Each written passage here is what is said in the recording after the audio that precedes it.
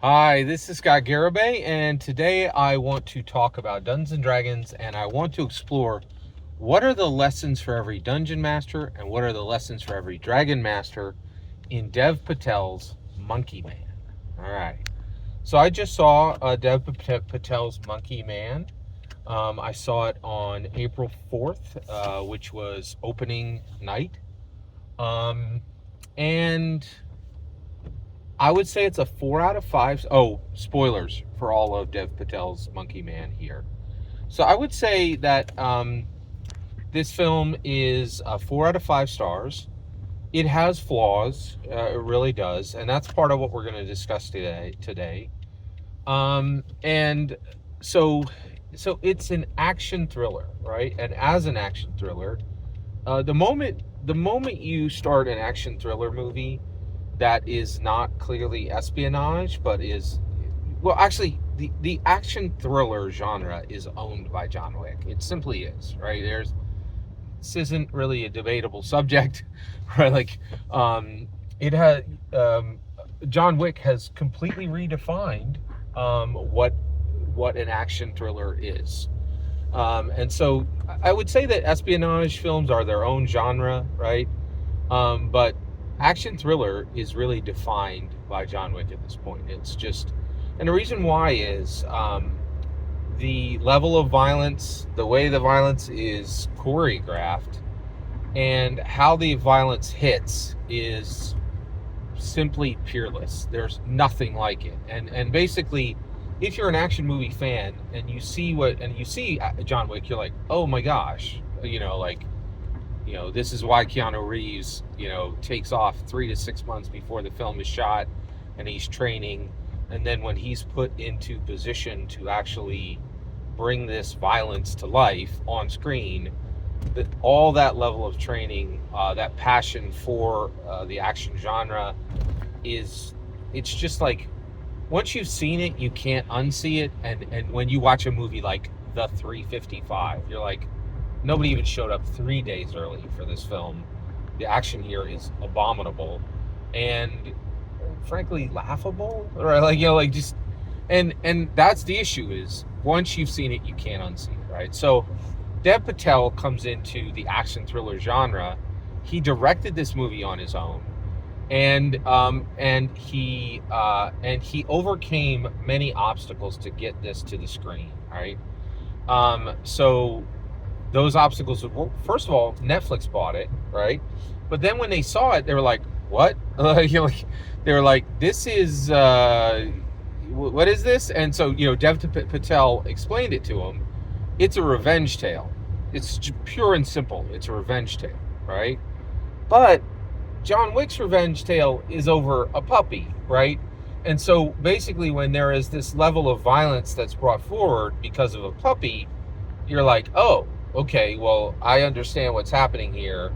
This is a man who is very angry about this one thing, and his response is going to be way over what is warranted.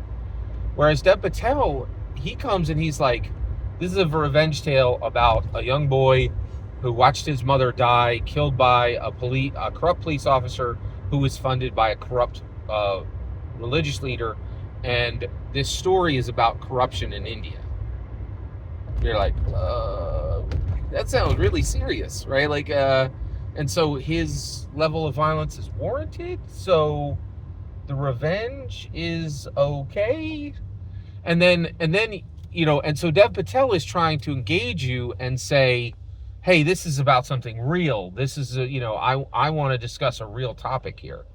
The problem is he doesn't bring a real answer, right? Like that. And I think that was the brilliance of the John Wick film, is all this violence is over a puppy who's dead. There's no solution, right?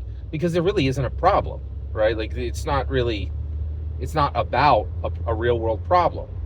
Whereas Dev Patel's film has John Wick, and we're gonna get to like the quality of the fighting, has all this incredibly over the top violence, and the character gets his revenge but does nothing to fix the problem for anyone else.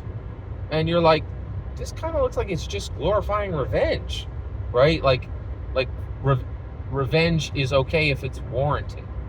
You're like, what? Like it's a very strange message, and I can't explain to, like, I cannot stress highly enough, like, at the end, like, Dev Patel is, like, literally talking about his devotion to Hanuman, who is a monkey god. Pretty sure that's correct. Please correct me if I'm wrong. And you're like, this doesn't fit. Like, it just doesn't, it doesn't fit, right?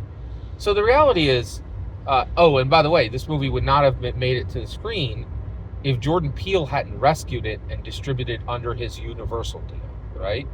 So Monkey Man is a very difficult film from a writing perspective, and this is where most Hollywood projects are falling down right now, right?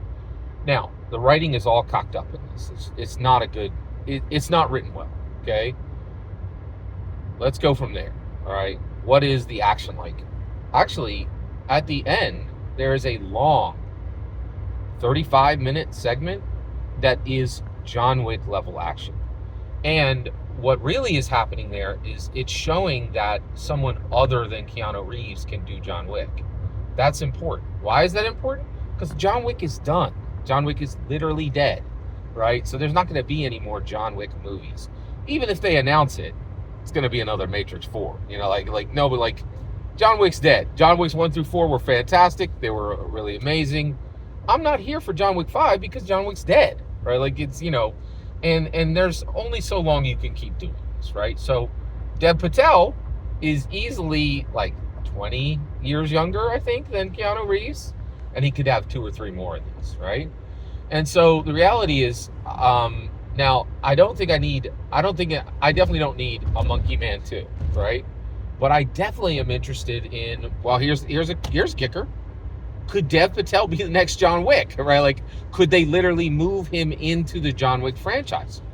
This is an excellent tryout for that job, right? Like, he's phenomenal.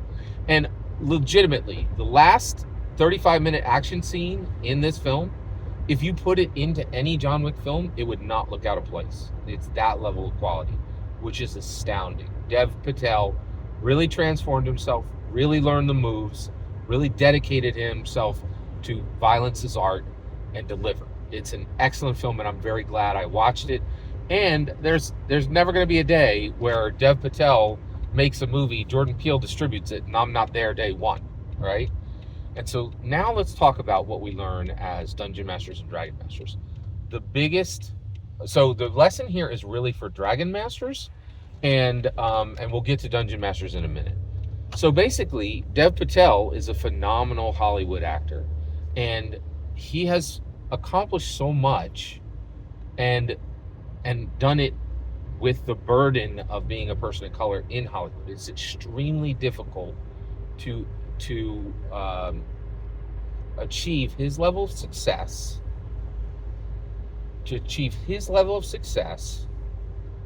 If you're as a person of color in Hollywood, and Dev Patel has done it. And so he's done a lot. And it's an honor to work with him in any of his projects for anybody who's working with him. So that's what I think the takeaway is for Dragon Masters. We come to a table, right? And the reality is, and we didn't talk about this in the first 50 years of Dungeons & Dragons. The first 50 years are done. We could start to open these doors. We could start to break some traditions, right? There is not the same level of quality of player at every table. There's a Dev Patel, and then there's a Rob Schneider. They're not the same people, right? Like, nobody's honored to work with Rob Schneider, right? Like, but Dev Patel, he's creating something. He has momentum. He has ambition. He even has a legacy, right? And he's building a body of work. And so one of the things that we really need to start talking about is we come to the campaign table, right? We come to the table and we start the campaign, right? And the reality is, as Dragon Masters, we need to start realizing, oh my gosh, I'm here at this table to witness this player's rise, right? Sometimes it's us. Sometimes we have to realize we're the Dev Patel. But I not always, and the odds are 80% that it's not you, because there's 5 players at the table, right? So basically, that's the point. Is sometimes you're going to be in a campaign where a player is really hitting their stride and becoming a next tier player, right? Where the type of player that Matthew Mercer is as a dungeon master, just next level, right? And at that point, we recognize this and we realize we're honored to be there. We get in our slot, we do our job at the table, we play our player character as well as we possibly can, and we witness, spray the chrome on your teeth, and and witness, right? Like, put the V up, witness.